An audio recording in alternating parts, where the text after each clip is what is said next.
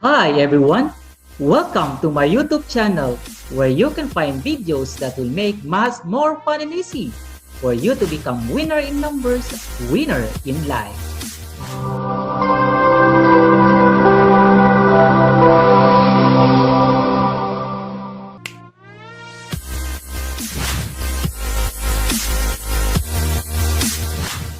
Hi!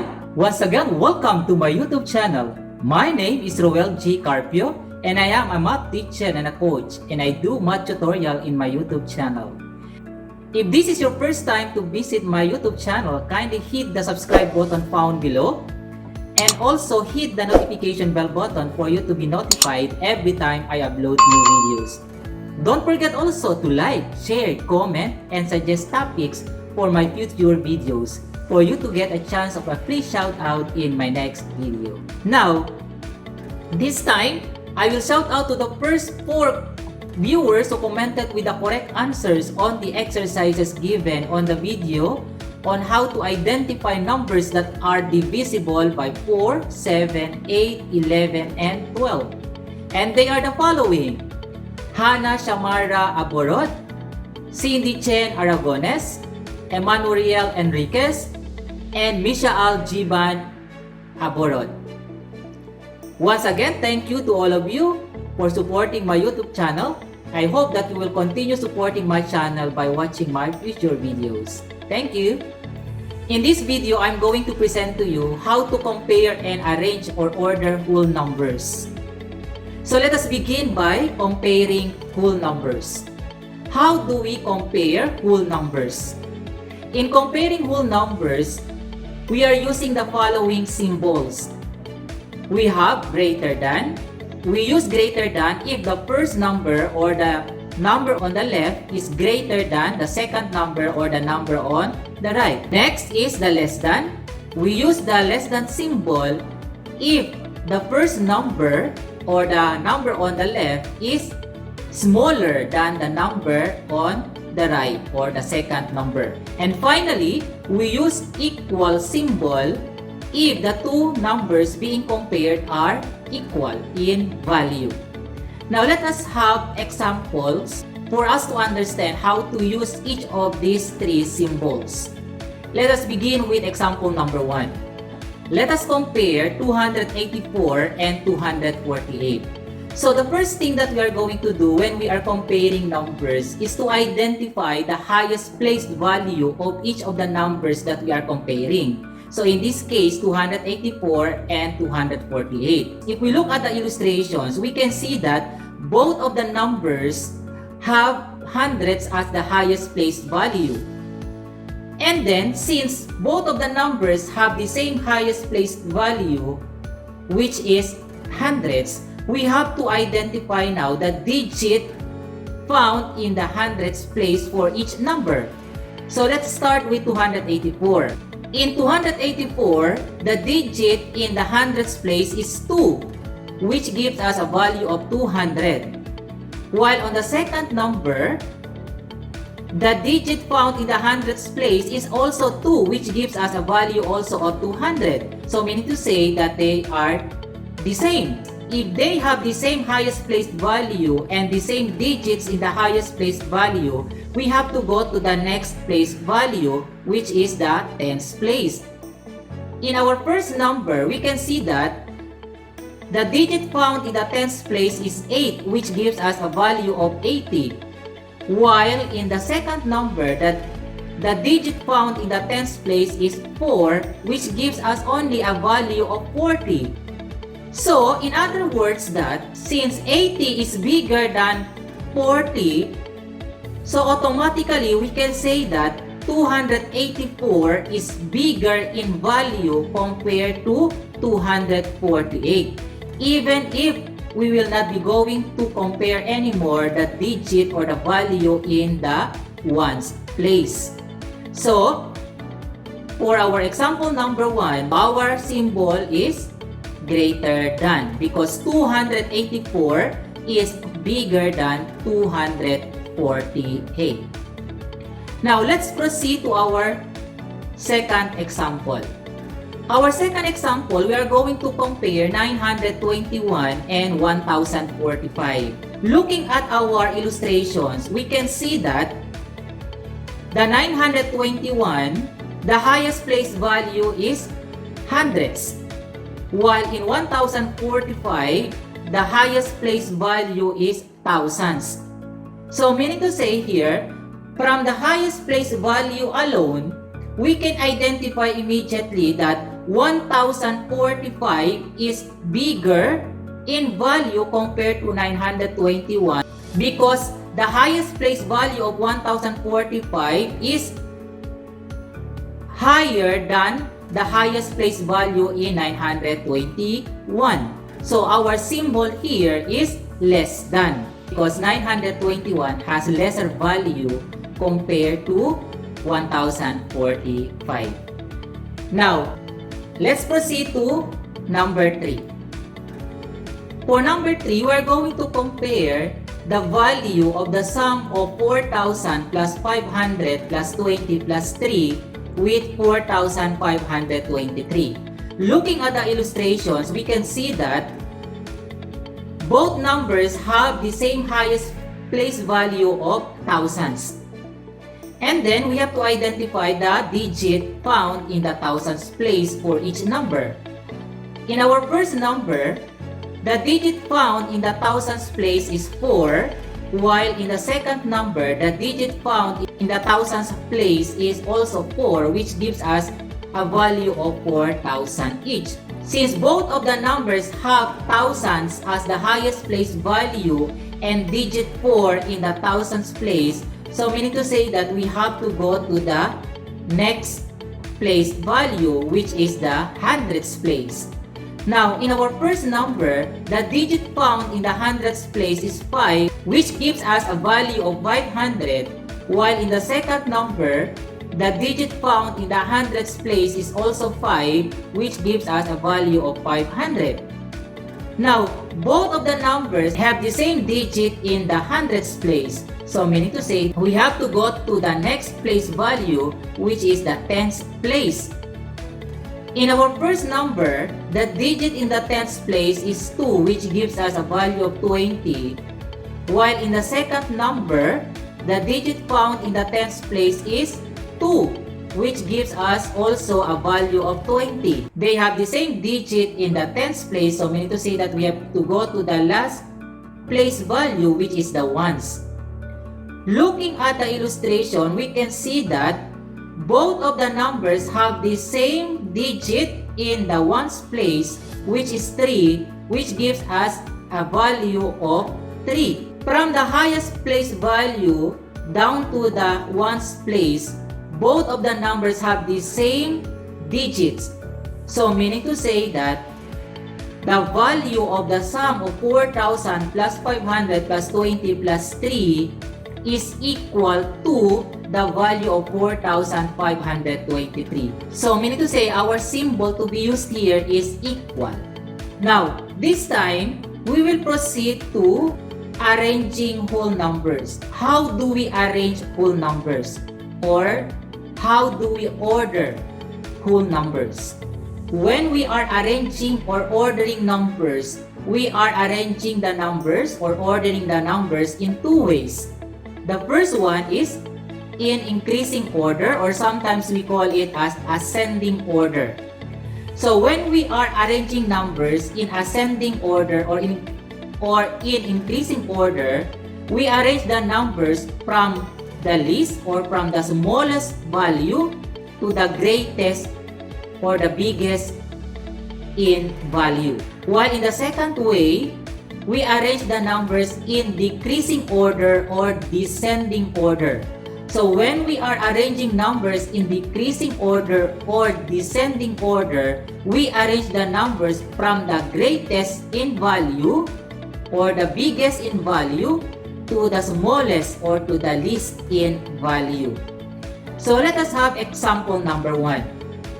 We are going to arrange the following numbers in ascending order, that is from the smallest in value to the biggest in value. So the following numbers are 4,892, 4,928, 4,829, 4,982, and 4,289. When we are arranging or ordering numbers in ascending order, we have to identify first the number with the most number of digits. But looking at our given, all of them are 4-digit numbers.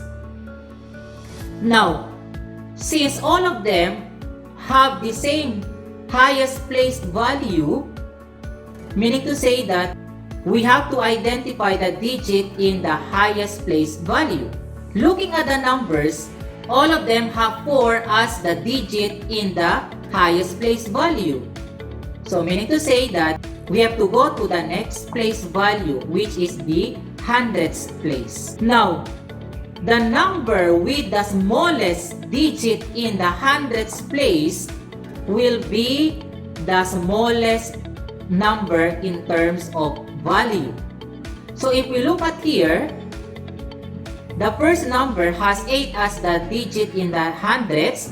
Here it's 9, 8, 9, while here it's 2. So meaning to say that 4,289 is the smallest in value among the given numbers. So this is our first number because this number has the smallest value.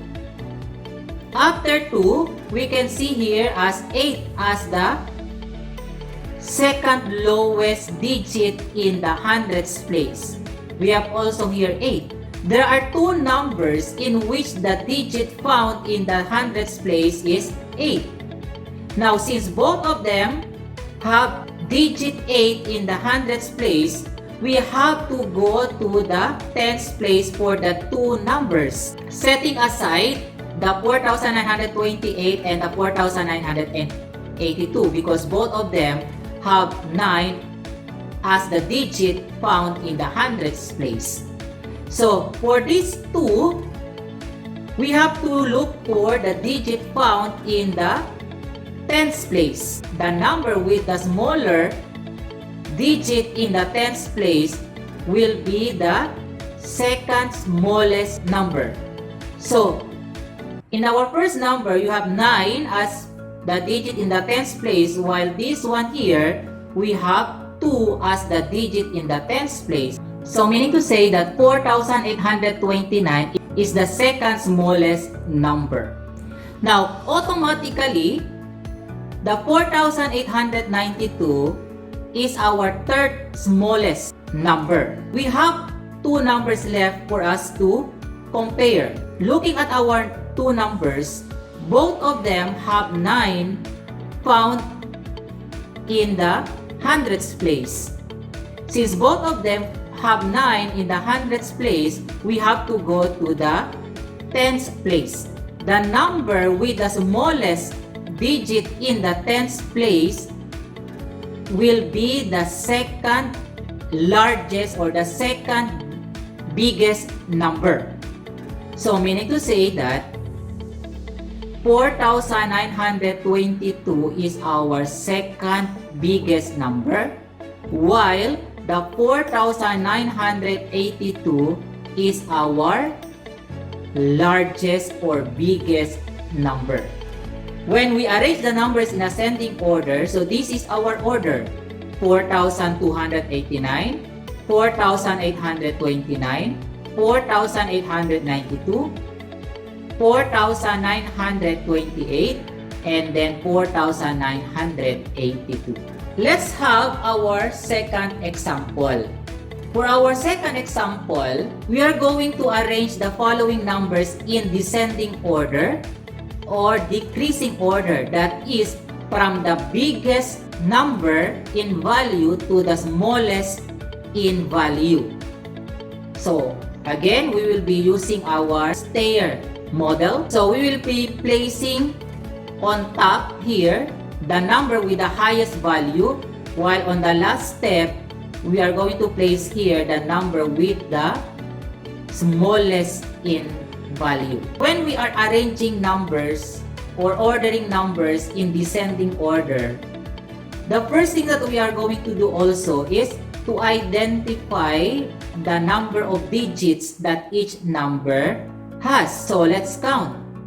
Here we have 5 digits, 4 digits, 5 digits, 4 digits, and 5 digits. The number with the most number of digits will be the highest number in terms of value. But in this case, we have 3 numbers with the same number of digits. So we will encircle this one, 5 digits, 5 digits also, and 5 digits also. Since 3 numbers have the same number of digits, we have to identify the digit found in the highest place value. So in this case, in the 10,000th place. The number with the biggest digit in the 10,000th place will be the number with the greatest value. So in here, we can see that 4 is found in the 10,000th place, 2 and 2. So automatically, we can say that 42,078 is the biggest number among the given numbers. So this will be the number on top since it is the biggest in value. So we are going to compare between 24,780 and 28,470. Since both of them have the same digit found in the 10,000th place, we have to go to the 1000th place. We can see here that digit 4 found in the 1000th place, while here it's digit 8.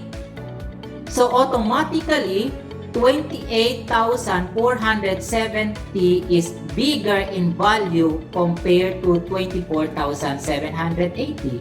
So meaning to say that 28,470 is our second largest or second biggest number. And then automatically, this 24 will be our third largest or third biggest number. We are now left with 2 numbers to compare between 4,870 and 8,407. Since both of them have the same highest place value, which is thousands, we have to identify the number with the larger digit in the thousands place. So in this case, 8,407 has bigger digit found in the thousands place. So automatically, 8,407 is our fourth largest number. Automatically, 4,870 will be our smallest number. When we arrange the numbers from largest to smallest or biggest to smallest, we have 42,078, 28,470, 24,780, 8,407, and 4,870. So I hope that you have learned and enjoyed watching this video. See you again on my next video. Thank you!